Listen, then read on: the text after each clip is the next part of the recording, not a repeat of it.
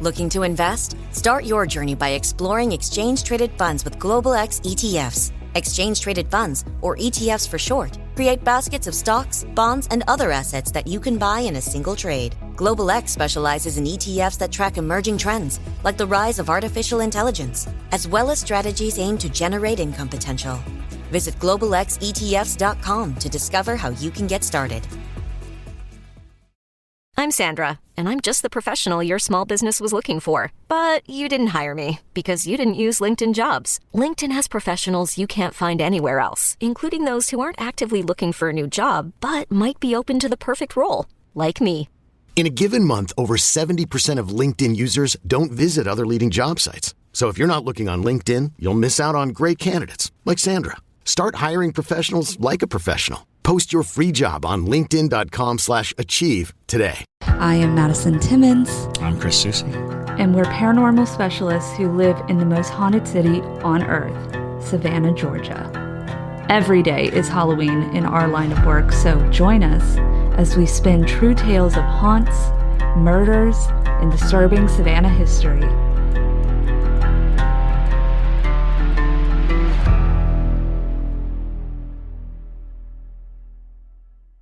I'm Madison. I'm Chris. And welcome to the most haunted city on earth. Hello, and welcome back to another episode of the most haunted city on earth. My name is Madison Timmons. I'm Ashley Creeger. And I'm Buffy the Cheeseburger Slayer. Not the Cheeseburger Slayer. Are you hungry? A little bit. Whatever. I always wanted to be Buffy growing up. I that is loved very, her. yeah, that tracks for you. Yeah. 1,000%. But not the Cheeseburger Slayer, the Vampire Slayer. But I'm Buffy the Cheeseburger Slayer. So like double cheeseburgers, triples. all of them. All of them. Singles even. It's cool. Now you're making me hungry. I know, right? So we have our Parajunkie president on board today for the podcast. For those of you just listening who are wondering where Chris is still alive. He is still around, but he had an appointment today. So Ashley is going to be here with us. Woo, woo. And we actually wanted to bring Ashley on to the podcast because we wanted to announce that she has joined our team officially. Yeah. Yeah. I love it. So, Ashley, do you want to describe kind of like what you're going to be doing with the podcast? So basically just like Parajunkie engagement. Yeah, Ashley's going to be handling, making sure Parajunkies are getting messages through to us, and if they have ideas that they can reach out to her. Just making sure everything's moving and grooving in the right way, making sure you guys get the best experience out of Patreon as possible. So it's going to be really great to have her on board. And now that, especially because she's here in Savannah officially. Yeah. Oh, yeah. So super exciting. But yes, we have a really good episode for y'all today. We are going to be talking about the Black Monk, the Black Monk of Pontefract. Woo! Yes.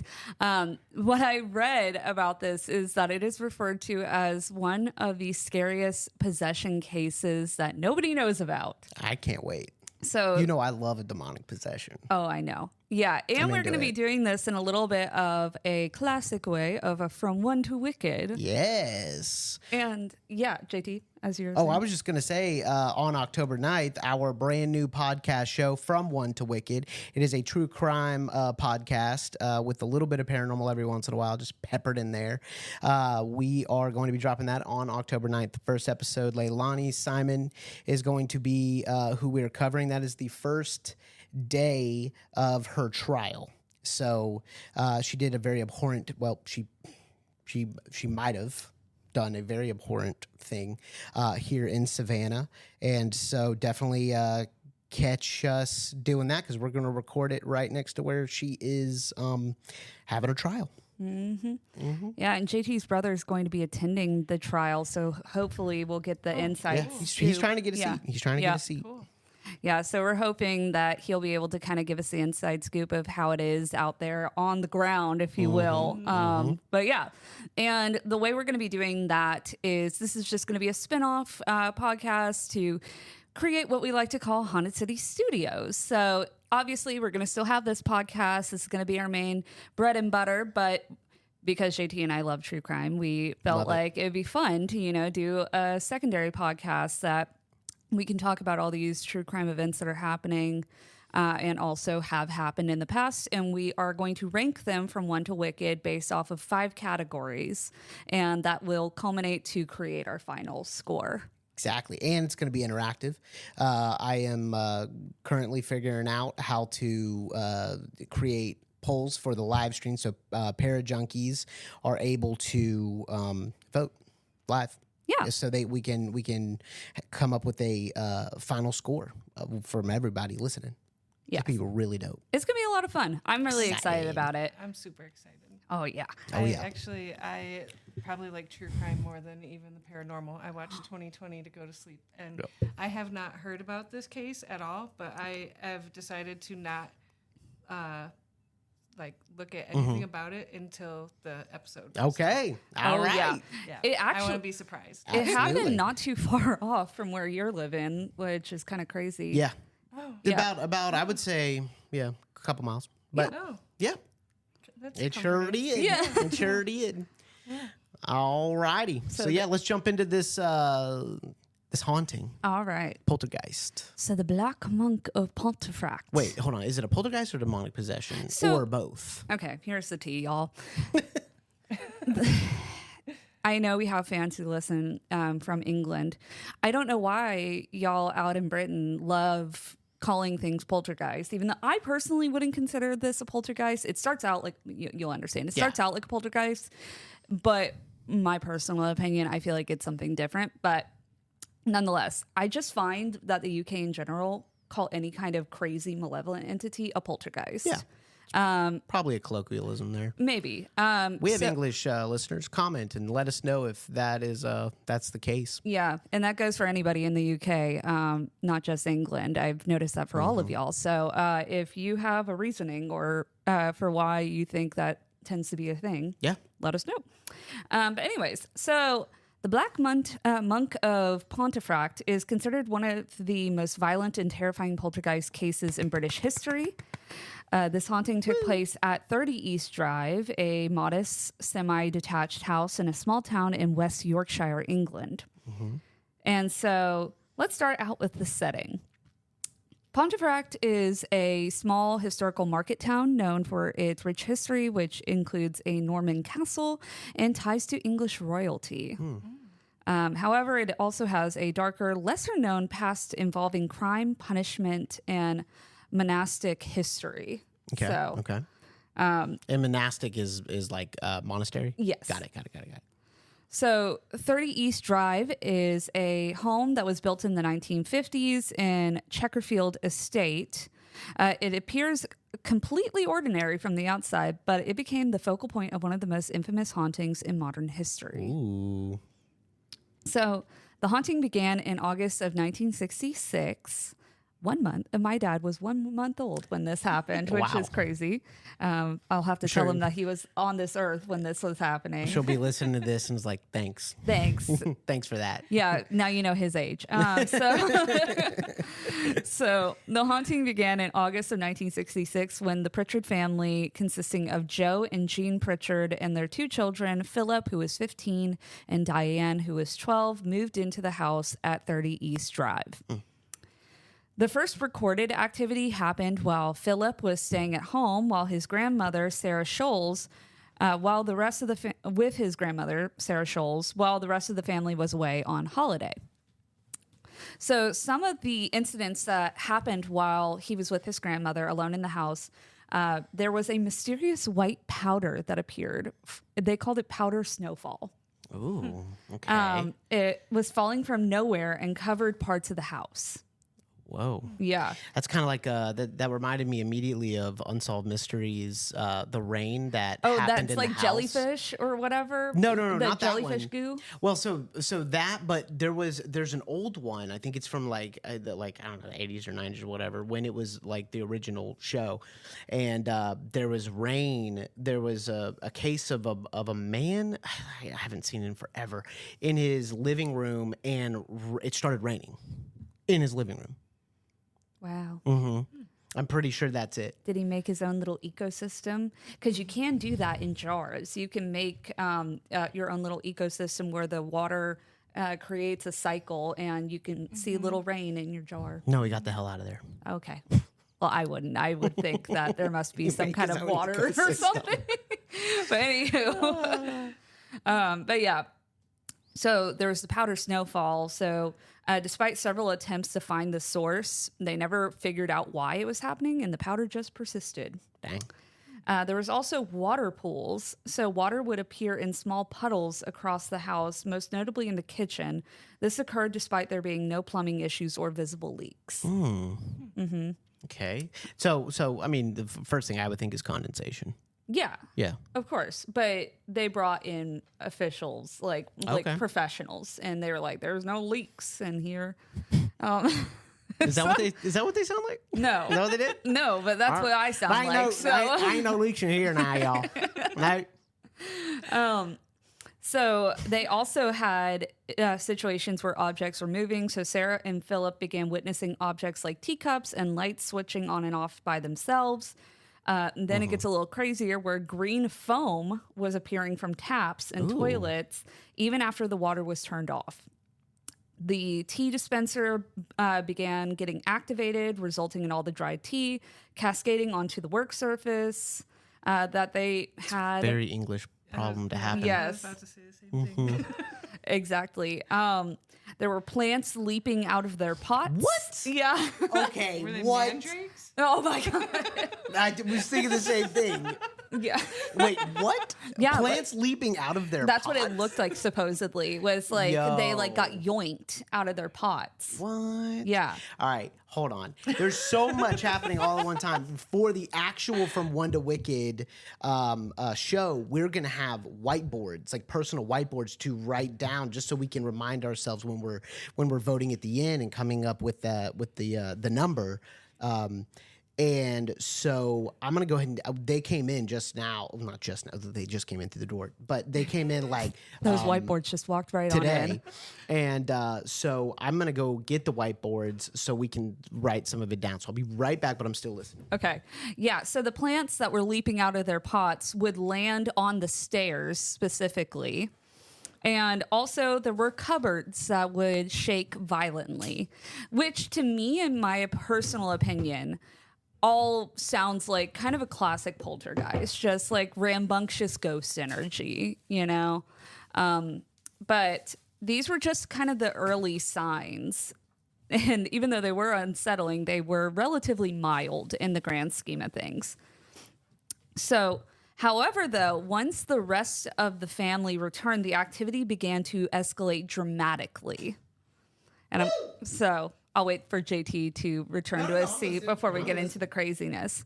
Okay, and so in order to humanize the spirit, the family nicknamed the entity Fred.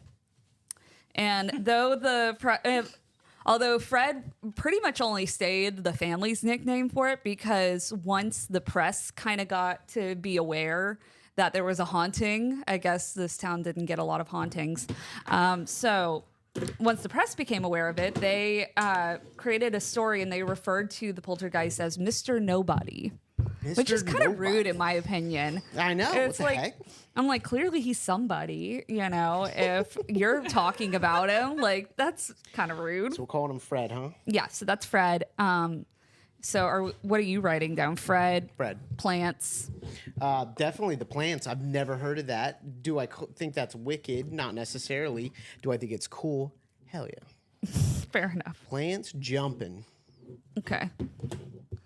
Jumping plants. I'm also going to write down water. Mandrakes. I'm also going to write down water because that's interesting. It might have a relationship with water. Freaks me out. Yeah, green water. foam. And green foam.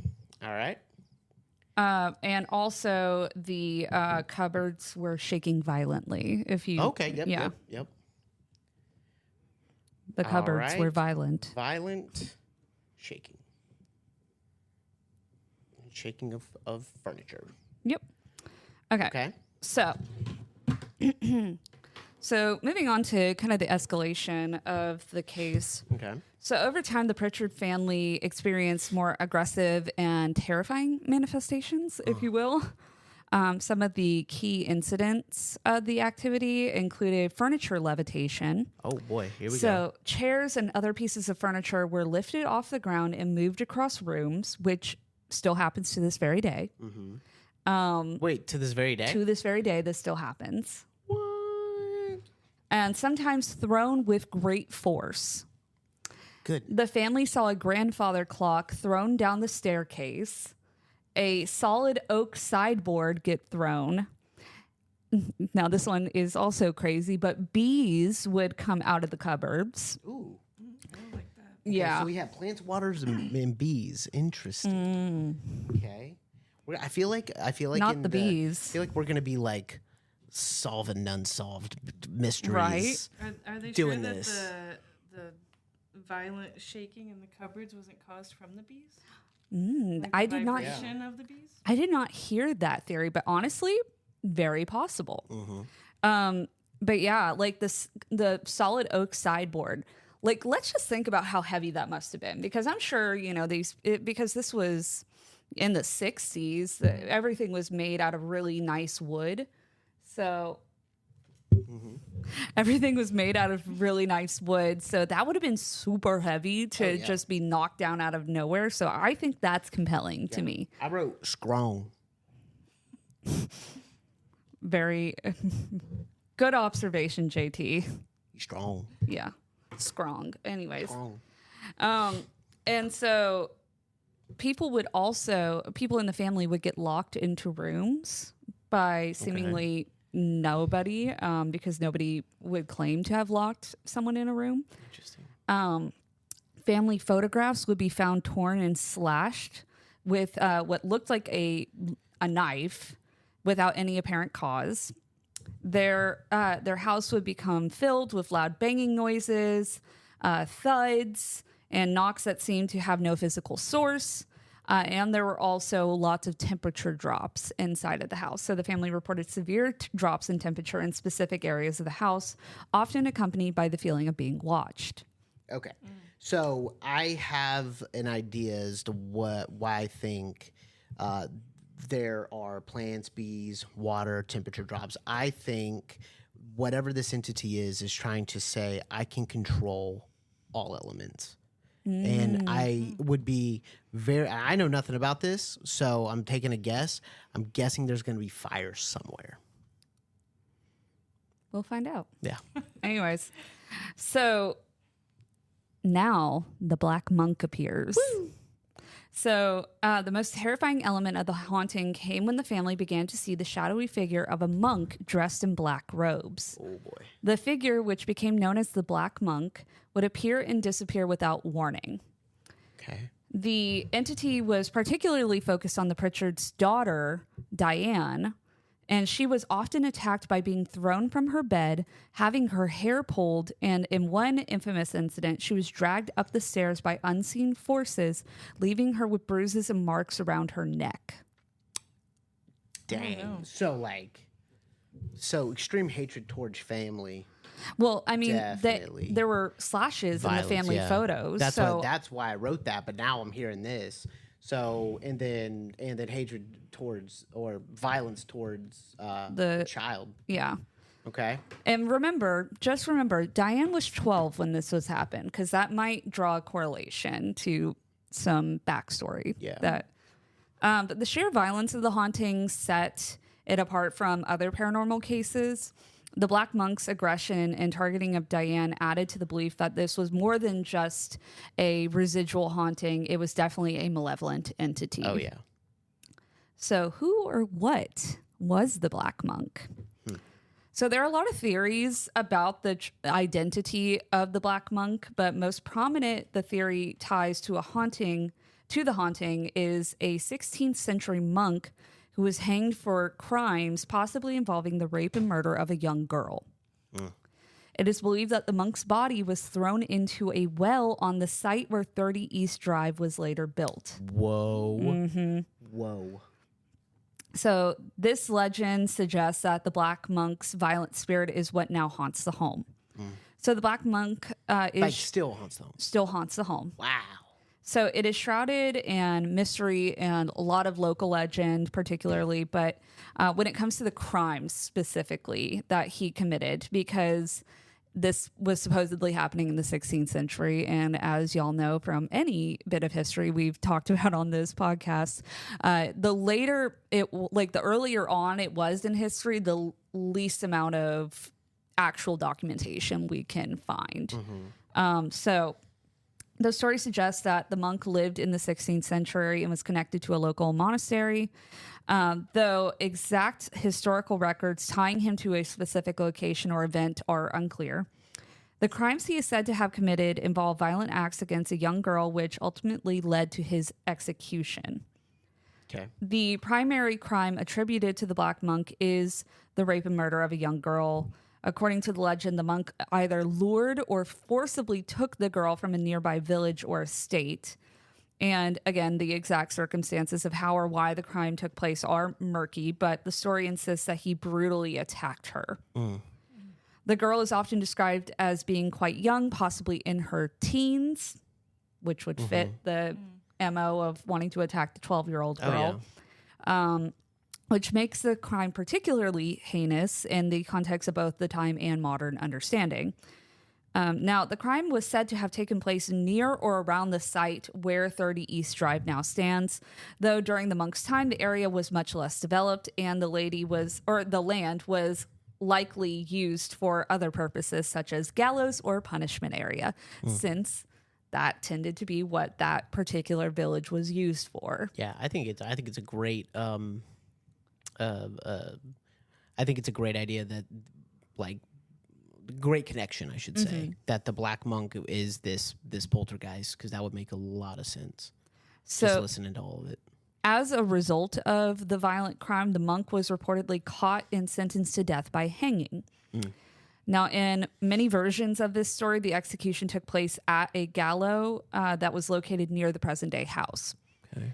This adds to that idea that the spirit remained tied to the area after death, which filled it with rage and malevolence. Some versions of the story suggest that the monk was not only punished for the rape and murder, but that he had committed other atrocities, though the details of that are additionally vague. Now, his execution would have been public, which was a common practice during the time, designed to serve as a deterrent to others. And it was also important to note that monks during the medieval and early modern periods were not immune to corruption or immoral acts. Of course not. Although they were supposed to lead pious lives, there are documented cases of monks being involved in criminal activities such as theft, abuse of power, and even sexual crimes. Yeah. I mean, if you're like anywhere you have a bunch of humans, you're going to have that. Oh, absolutely. Yeah. But people think that if you devote yourself to a certain religion, like in that level, that you must be holy in some capacity. It's a nice thought, but no. I think Maskell was. That's what I was about to bring up. Maskell. Yeah, I want to call him Father Man. Yeah. Yeah. No. Have you seen The Keepers? Yeah, don't. God. Yeah, it's disturbing, but vile. It is a very interesting true crime case. But yes, so some believe that the Black Monk is not these are the alternative theories, by the way. That is not a historical figure, but rather a poltergeist, which is a type of entity that is drawn to energy of people, particularly in times of stress or emotional turmoil. And Diane's age and her experiences with the entity lend credibility to that theory. Personally, I'm on the side of the monk that supposedly liked to harm young girls, but that's just me. That's where I am too. Because also, think about that. That could be a demon either possessing the monk, like from birth. Like, we don't know. We don't know if it was if he acted like that because he was a true psychopath or if he was possessed. Yeah. So this could be just continuing the work. So that is another theory. People think that it could just be a demonic entity, because people think that the Black Monk is not a human spirit at all, but that demonic presence, given its level of violence, its terrifying appearance, and its fixation on tormenting the family. That is credible, in my opinion. That is very possible. But it's just, to me, I'm like, if there were already stories about some monk like that, to me at least, I feel like that just drew a natural connection. Yeah. I'm still on the side of the real life monk that was just a trash human being and trash in the afterlife too. But that is still a very powerful entity if that a spirit that was a human at one point is able to cause that level of disarray and damage to a person's life. But yeah, there were attempts to stop the haunting. Okay. So the Pritchards were deeply religious and sought various ways to rid their home of the entity. However, none of these efforts were successful. Several priests attempted to perform exorcisms at 30 East Drive. Okay. Despite their best efforts, the Black Monk only seemed to become angrier with the poltergeist, which caused the poltergeist activity to intensify after each attempt. Interesting. That makes me think that it might not be demonic, because if you think about it, it's like if you're trying to use antibiotics for a virus, you could potentially just make the matter worse. Interesting. So if it's a poltergeist, not demon, then that would just piss it off. So its responses were it would push those who were involved down the stairs. And people would have their faces slapped. Witnesses, Slap like open hand. I mean, like, I guess so. It's not punched. It's not punched. So they're getting like whoosh. Yeah, they're getting smacked up. And also, witnesses of these exorcisms would report that holy water would seep from the walls. Whoa! So after these particular, saying I could touch it. Yeah. Yeah. Okay. Yeah. All right. And interesting. People would also witness a pair of ghostly hands appearing to mock them. Ooh. Ooh. So interesting. Okay.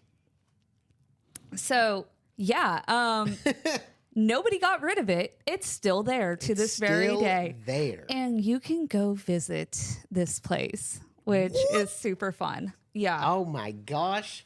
I love the UK. So I do this is too. Great news. Maybe we should. So paranormal investigators from all over the UK have come to 30 East Drive to document the activity. And many of them have experienced strange phenomena firsthand. So objects moving, loud knocks, and even brief glimpses of the Black Monk. Okay. And I do implore y'all to go and check out their website, which I believe is just the address, 30 East Drive. Yes, it is. So 30 East Drive. Whoever is managing this property, I love, because they are actively writing down experiences of people who come and investigate. That's dope. Even if they're just like minor incidents or whatever, like people have said that they've seen furniture in Diane's room move across the room. There are also people who have seen these entities, and we'll get into some of the photos here in a second. But okay. But yes, so despite all the efforts, the Black Monk still continues to terrorize the property in general. So the Pritchard family eventually moved out of 30 East Drive, but the haunting did not stop there. Even after the house became vacant, paranormal investigators and visitors reported experiencing strange and terrifying events in the home. So people also are regularly attacked by this entity still to this very day. Wow. Yeah. That's powerful. Mm-hmm. That's a powerful entity. And we might be keeping whatever it is, alive by our interests in visiting. Absolutely. But yeah, the house is now kind of a paranormal tourist destination and a popular spot for people who are into the paranormal. Several prominent paranormal investigation teams, including Most Haunted and Ghost Adventures, have conducted investigations at 30 East Drive. I'm sure Zach Bagans had a field day with this one. Field day. But each documenting unexplained phenomena. And so just like I wrote down exactly what JT just said, these modern day experiences have kept the legend of the Black Monk alive. Zach Bagan's probably like, smack me. Smack me up. Open hand.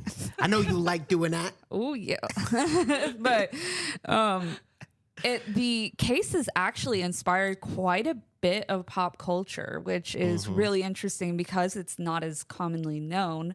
But the Black Monk case actually has inspired books, documentaries, and films.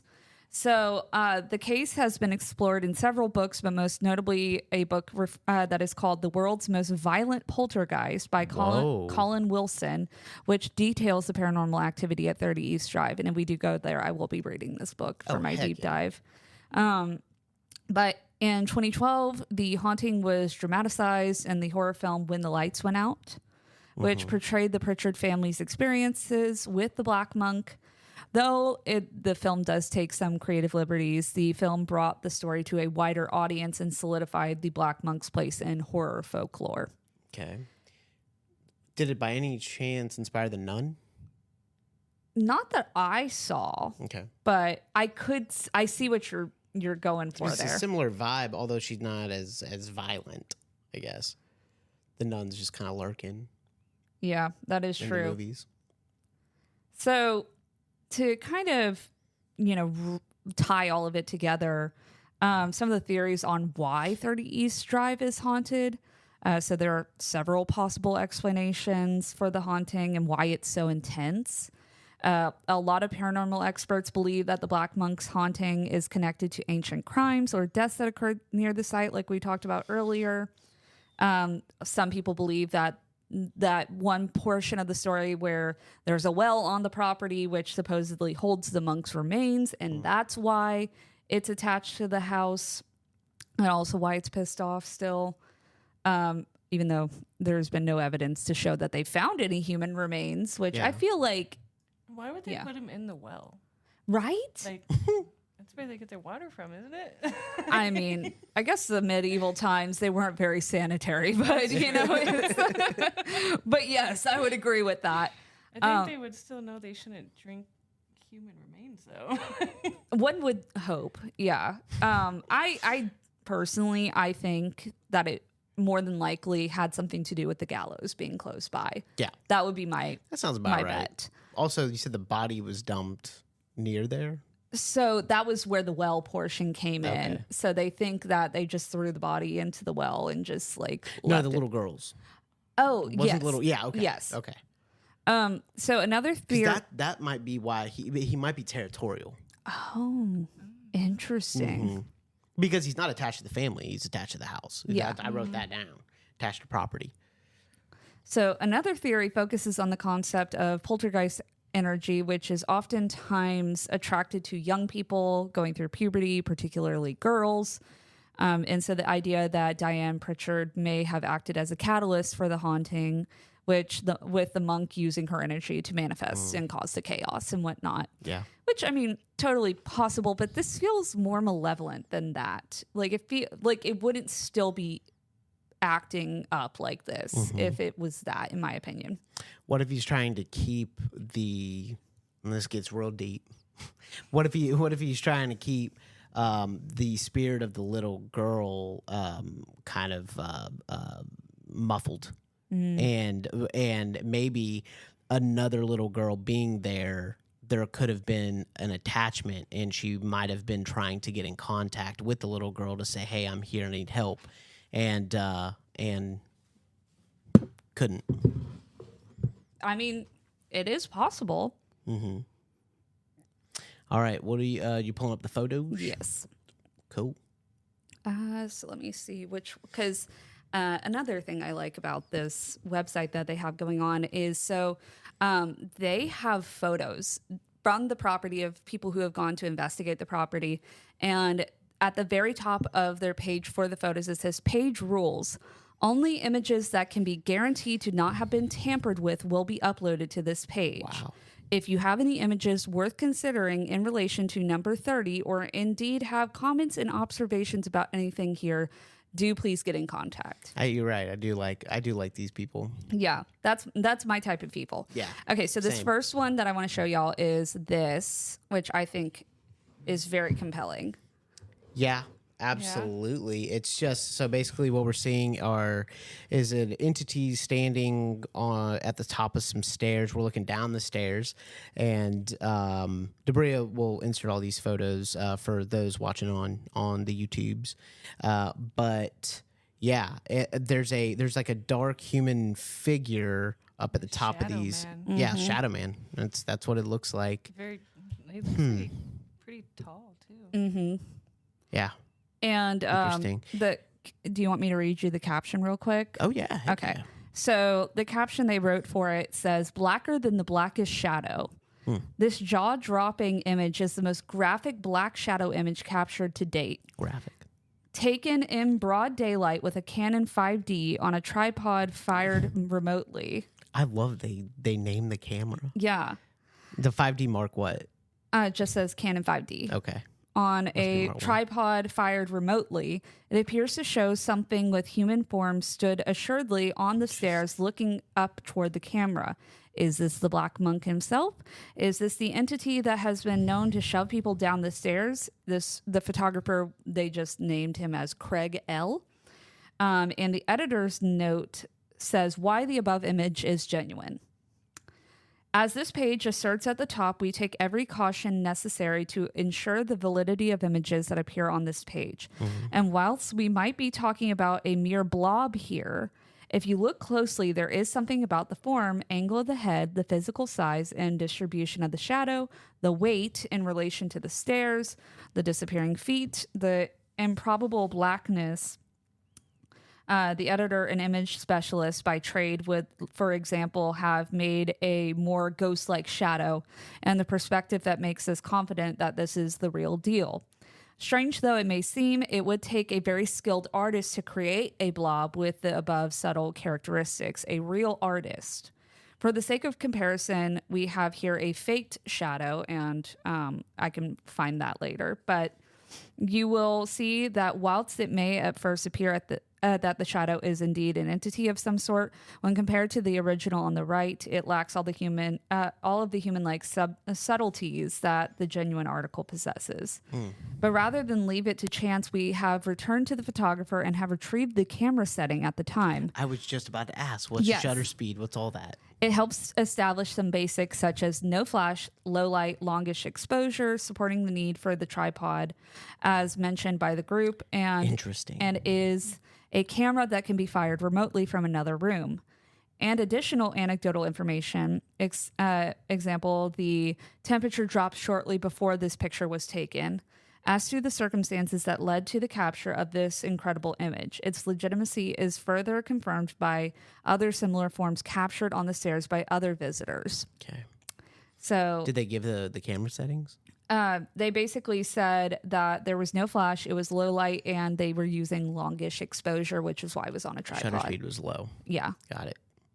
And that's for people who aren't camera people, that's for motion blur purposes. It has to be on a tripod because your shutter is kind of like your eyelid. And so when your eyelid opens and you're trying to capture an image, anything that moves is going to be a blur. So that is why it was on a tripod. Taken on those same stairs by a different person is this photo. Okay. Totally different group taken that took this photo. It's the same stairs, but Same at the bottom? stairs. Yes. Okay. And Bigger. he titled this, or whoever runs the property titled it, "He's at the bottom of the stairs watching you." Two images taken in quick sequence clearly showing an anomaly in the right image. Carol, the neighbor and medium, will occasionally point out to visitors that he, the Black Monk, is stood at the bottom of the stairs watching. Plus, a blue ball of light has been spotted a couple times in the front door window on the left by passersby. So, just interesting. More transparent, but you said it was 6 quick images? No, two oh. images taken in quick sequence. Okay. Okay, gotcha. So Okay. this was taken right before, and this okay. was taken right Understood. after. Understood. So okay. it I wonder if they had that on a tripod and what the shutter speed was. They did not mention for this one. Okay. But this photographer was Andy E. And if y'all want to go look at all of these yourselves, you're more than welcome to see them. They're all on their website. This actually give me some ideas for the next ghost hunt. I might set up our Canon EOS R and set that up for long exposure. Same thing with the A7S III, and see if long exposure might capture a thicker entity. Mm-hmm. The next one I want to show y'all, I thought was interesting because of the hand situation. Look at this one. Okay. So the caption for this is titled "Reading Man." Notice the form of what appears to be a man sat reading behind the French doors to the kitchen. There was definitely no one in that part of the house at the time, and definitely no casual reading of any material at any time that day. The chair sat in that corner behind the door is pictured bottom right. So this is what that chair that area typically looks like. Interesting. But this is in the kitchen area. Okay. And they were saying that nobody was supposed to be in there. Yeah. So what we're seeing is through the curtains, you can see the shape of like a long hand with a long thumb. Mm-hmm. And it's like pressed up against the glass, and there's a dude, and he's just chilling there in his blue shirt, and he's like pondering life, it looks like. And little does he know, he's got a demonic pedophile monk over his shoulder. And this was taken by Andy E. as well. So the person that took the photo from before took this as well. So interesting. Okay.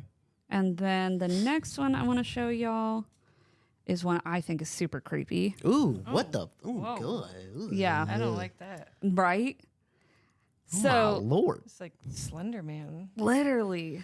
Yeah, so what we're seeing is basically an open door, and it looks as if there's this thin black sliver figure of a person standing there profiled. Super creepy. Yeah. And the caption for this is "The Black Monk?" ? This figure was taken from inside Philip's room, so the brother. Black Monk on Ozempic because he thin. Well, listen, but yeah. So from inside Philip's bedroom of the landing, a random photograph not noticed until the photographer checked his camera later. Validated as being genuine by Father Gary Thomas, the priest portrayed in the film The Rite. Okay. And a top American demonologist. Ooh. Is it the Black Monk himself or a demonic entity of some other description? This was also taken by Andy E. Okay, Andy. What? Yeah. What's it? So Andy just has that charm? I guess so. Dang. Well, and so I think that aids the conversation that I always tell people.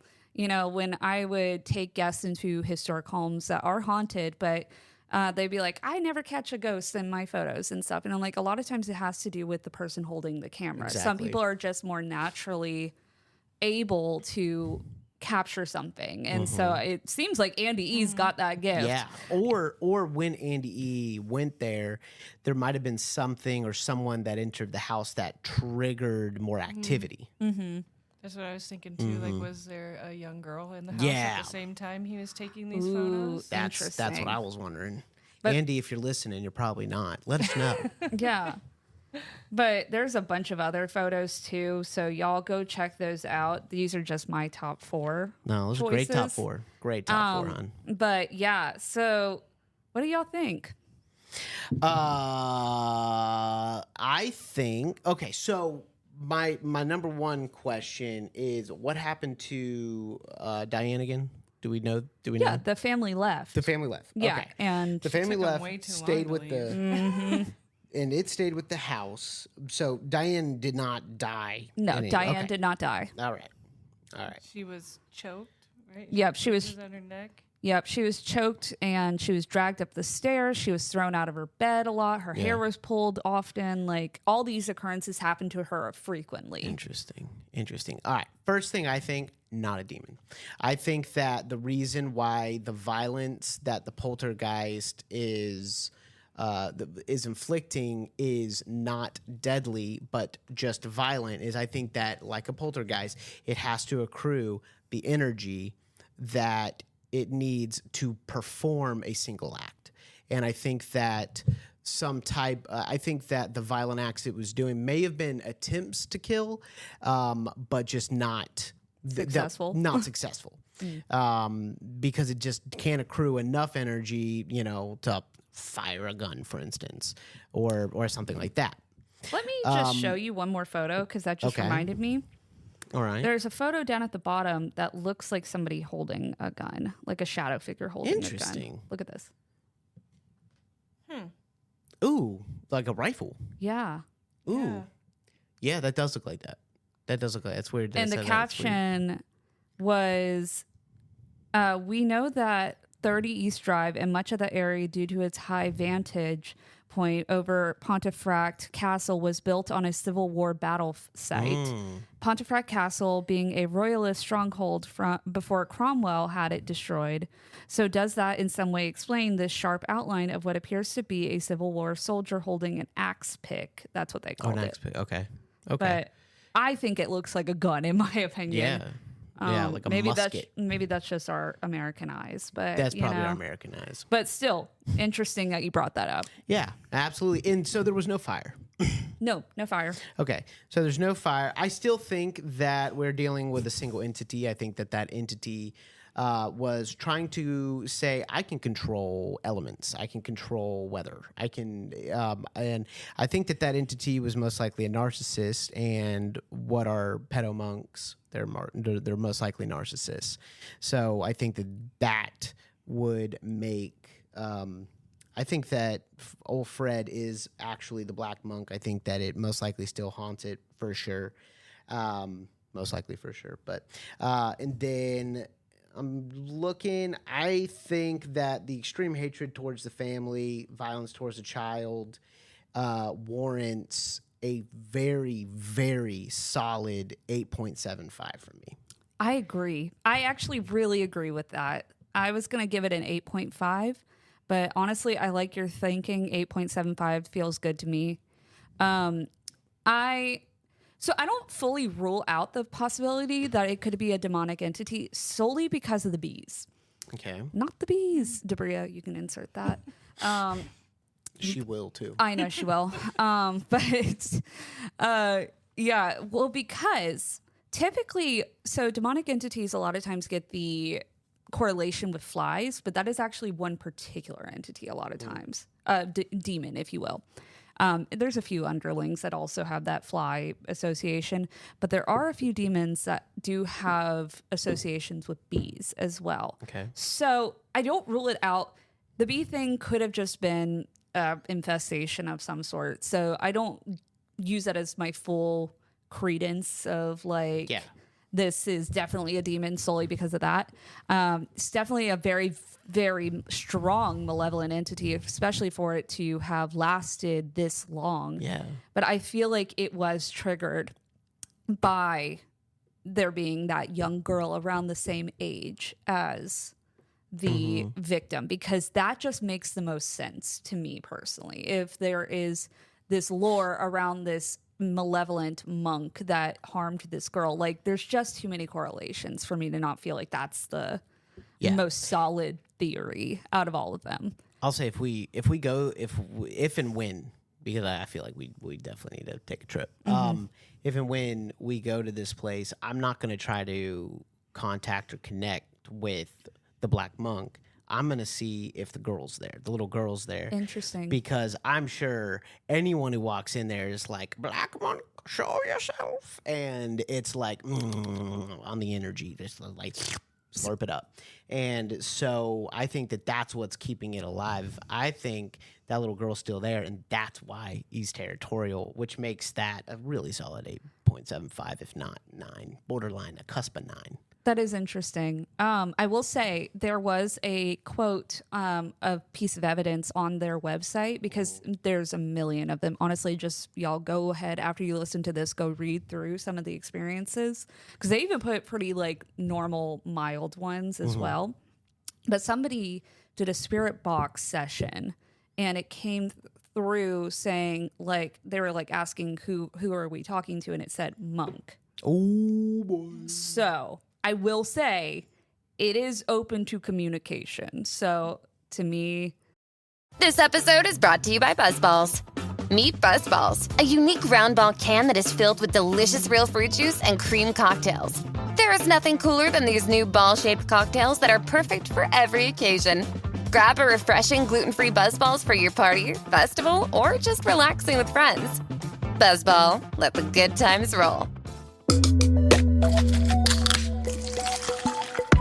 Buzzballs, 15% ABV, Carrollton, Texas. Please enjoy responsibly. so super creepy. And honestly, this is one of the more compelling photos, in my opinion, of it, because I feel like this is what that family was actually seeing, you know? Yeah. Which is disturbing. Super disturbing. I don't like how it looks like it's like scurrying past the doors. Right? Yeah. It reminds me of like tiptoe. that one scene in Signs.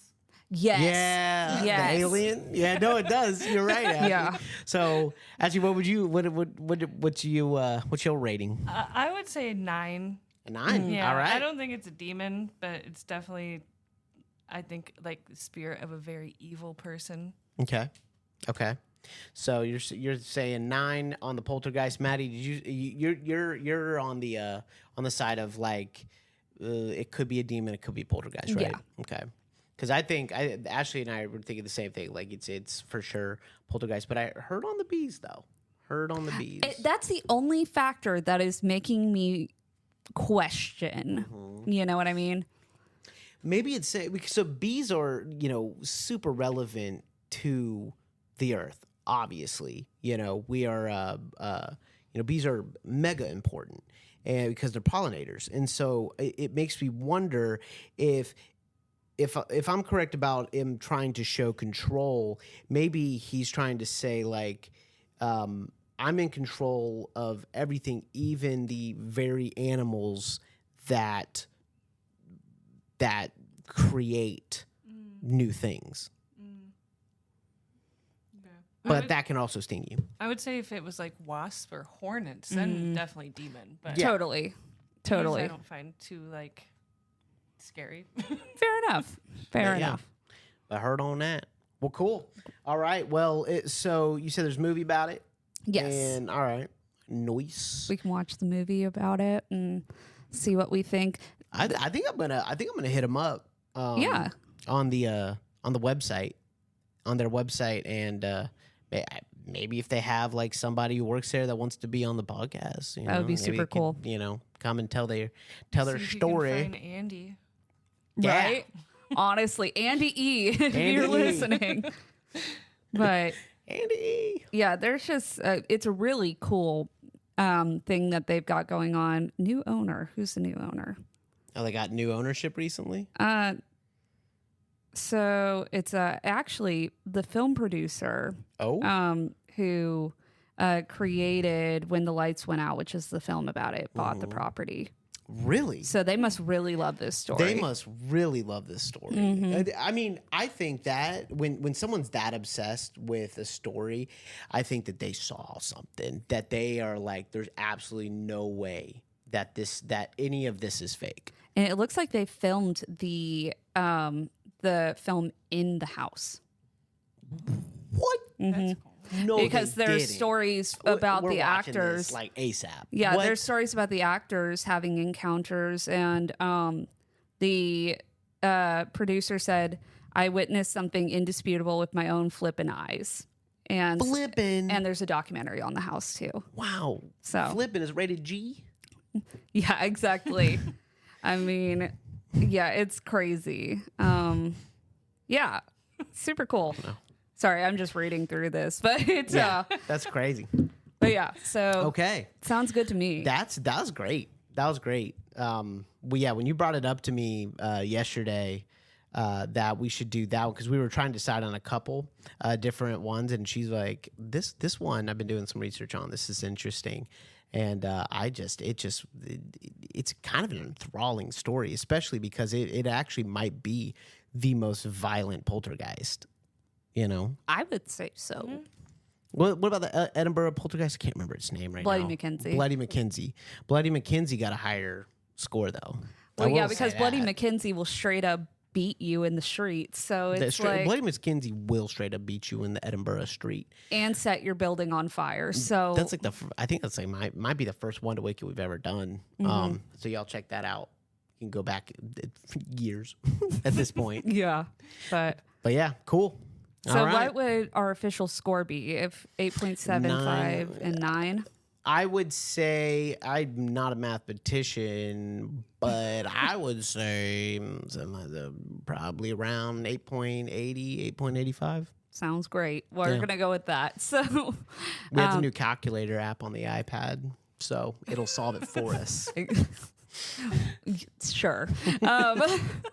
But yeah, let us know down below, y'all, wherever you're listening to this, or if you're on YouTube, let us know what you personally would rate this haunting. And if you live in the UK and you have been to this place, let us know if you had any cool encounters with this entity or with this house. But I would personally really like to go to it. It's kind of high on my list now, you know. We're gonna be creating a list of these entities and their scores. Oh, not just entities, obviously, but you know, also from One to Wicked, the true crime offenders, I guess you could say. We're gonna be creating a list, so y'all comment your scores down below on YouTube or Spotify. You can comment now on Spotify. Go ahead and do that, and we'll add that into our score. So right now it's 8.80, but you know, what do y'all think? So, all right, y'all. Well, thank you for listening to today's episode. Hopefully you enjoyed yourself. If you don't already follow us on social media, you can find us under Haunted City Podcast on all platforms. You can check out our website, hauntedcitypodcast.com. If you were looking to get some nice merch, there is Yassified Plague Doctor shirts out there. Shout out to Elle for that fantastic design. Go get your Yassified Plague Doctor merch. And can't wait to get mine. Oh, I'm so excited. I love my shirt. I was very excited with this design, but it's Bella canvas. Yeah, good nice quality. and swaffed. But yeah, so with that though, my name is Madison Timmons. And I'm Chris Soucy. And stay spooky, y'all.